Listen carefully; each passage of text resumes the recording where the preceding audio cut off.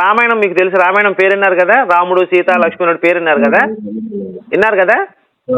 దాంట్లో 4 దంతాల ఏనుగుల గురించి ఉందండి, తెలుసా మీకు? విన్నారు ఎప్పుడైనా? నేను చెప్తా వినండి సార్. రామాయణంలో 4 దంతాల ఏనుగులు ఉన్నాయండి. అవి చూసి చాలా మంది నవ్వుకున్నారు. అసలు 4 దంతాల ఏనుగులు భూమి మీద ఉండటం ఏంది, చాలా ఆశ్చర్యకరము, రామాయణంలో తప్పు ఉందని చెప్పి. తర్వాత 1947 సంవత్సరం 4 దంతాల ఏనుగులు దొరికినాయండి. ఆ 4 దంతాల ఏనుగులు ఏం చేసేవంటే రావణాసుడు కోట కాపలుగా ఉన్నాయని చెప్పి రాశారు రామాయణంలో.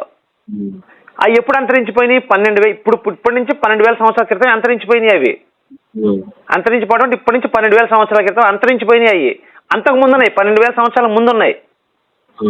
ఏది? 4 దంతాల ఏనుగులు. మరి ఇప్పుడు రామాయణం రాసింది ఆ రోజులు వీళ్ళు తప్పు నవ్వుకొని తప్పు అన్నారు. మరి ఈ రోజు రుజువైంది కదా, అంటే 12,000 సంవత్సరాల క్రితం రామాయణం రాయబడింది, ఇప్పుడు ప్రూవ్ అయింది కదా మనకి.